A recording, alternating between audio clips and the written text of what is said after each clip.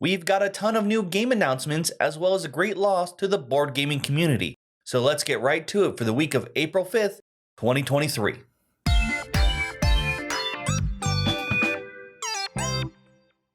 We now have an update on the bankruptcy situation of Inside the Box Games. Earlier, I brought up how they declared bankruptcy and they were looking for someone to purchase their items. We now know that the company Naylor Games has earned the rights to all of their properties. I expected this to be a bit more piecemeal, but it seems, at least from what I can tell, that Naylor Games got everything from Inside the Box Games. They are another company that makes many games through Kickstarter, their last one being Magnate the First City. They also apparently have one in the works that is described as a real-time Gloomhaven, so we'll see how that goes.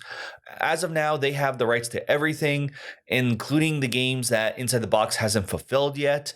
They said to stay tuned for updates, but similar to the Holy Grail game situation, I assume this will probably require you to pay a little bit more again. This is an unfortunate situation, I think, for any company that goes out of business then later gets repurchased. So if you do have any pending Kickstarters from Inside the Box Games, take a look and see how much you wanted and how much more you're willing to pay, as you'll probably be hearing more about that in the future. As we wait for the one copy of the One Ring to be found and whether it'll be sold for an insane amount of money or thrown into a volcano, a new record has been broken on a often known to be expensive Magic card. Often found in auctions nowadays, Black Lotuses are rare, hard to find, and quite expensive. And once again, a record was just broken for a signed by Christopher Rush artist-proof version of a Black Lotus. It sold for around $600,000 as we slowly creep to that $1 million digit. It'll be interesting to see if the One Ring will be able to break that 1 million barrier, or if more of the novelty of finding it sort of is where all the charm is, and once it is found, it loses some of its allure. But either way, as we can slowly see, Magic is continuing to become a much more expensive game, especially for cards like the Black Lotus, which aren't receiving any reprints. We now hit the big news story that has shaken the world of tabletop gaming, and that is the passing of board game designer Klaus Teuber at the age of 70.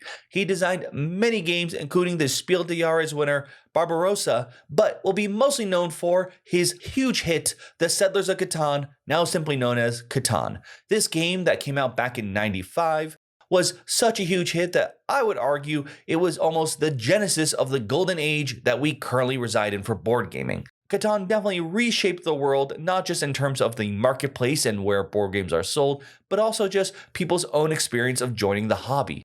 Many people, especially over the age of 20, I'm sure can tell you how Catan was their game that brought them into the hobby. The one that got them excited to play, to learn more, to try out new expansions. There's the reason that Catan has grown so big. I remember when I first heard about the game back in college, when someone told me they were playing a game involving buying wheat and sheep. Obviously, I was a little confused, but since then, playing it, had a lot of fun there. And of course, entering the world of tabletop gaming and seeing so many different other games and so many different other properties or themes that I was never really used to. And I think that's how we can celebrate Catan here.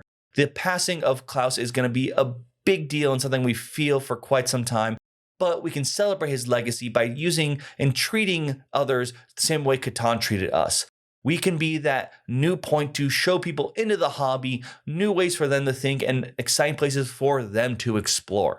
So let people know, maybe if there's someone you haven't played Catan with yet, try that game out with them, or maybe a different game. As Catan was the starting point for many of us to enter this hobby, you too can be that for someone else. There are also some game announcements. First, we're going to talk about Dagger from Fantasy Flight Games. This looks to be a cooperative, it looks similar to Eldritch Horror, but I don't think exactly. In the Marvel Universe, you will have over 20 heroes, each one double-sided, so it looks like the Black Widow characters will be on each side. Spider-Man's on one side, Miles Morales, Spider-Man's on the other, so very related heroes per card, as you work together to defeat different villains and doing their shenanigans all around the world. So we'll see how this plays differently or similarly to Eldritch Horror, which I do think it's a long game, but one that I quite enjoy. Next, we have Freelancers, the next new game in the Crossroads line from Plaid Hat Games. This one looks to be a D&D sort of RPG themed, and it does still look like it's going to have that tongue-in-cheek humor that we saw a bit more in their last one, Forgotten Waters. Next up, Capstone Games has announced Age of Innovation. This game is actually in the world of Terra Mystica. However, it seems to be its own standalone game. But moving from that, we're actually going to go back to Marvel with Unmatched, with, as announced, 2 new expansions, one of them Marvel themed. The Marvel one is titled Brains and Brawn and features Doctor Strange, Spider-Man, and She-Hulk, while the other one is titled Sun's Origin and features the samurai Oba Nobunaga as well as Tomoe Gozen. We'll see what these characters bring to the table, whether they fill out new niches that are never been seen in Unmatched, or fill the holes that have been left by the expansions that are no longer being printed. CMON has their own Stranger Things board game coming out, and then Legendary has another new expansion for 007, this one titled No Time to Die. But now let's talk about some games that are announced but may not be made unless you help them. That's right, it's time we enter the Kickstarter Pickstarter segment. Let's see what games I have in store for you. I talked about this before, but now it is there. Zombicide: The White Death is now on Kickstarter. This adds a more of a winter theme to your fantasy Zombicide games and seems to update some of the rules from the previous Black Plague Zombicide game.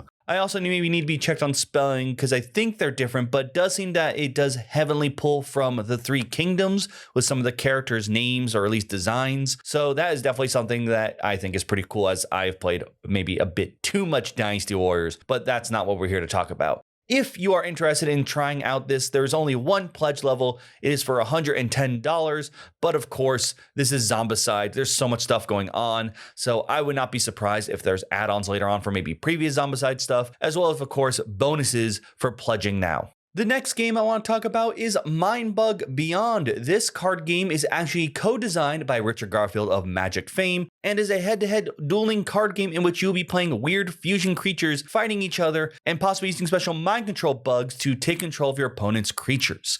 And this adds a bunch of new mechanics from the first one, including evolving, actions, boosting, plenty of ways to add more to your game.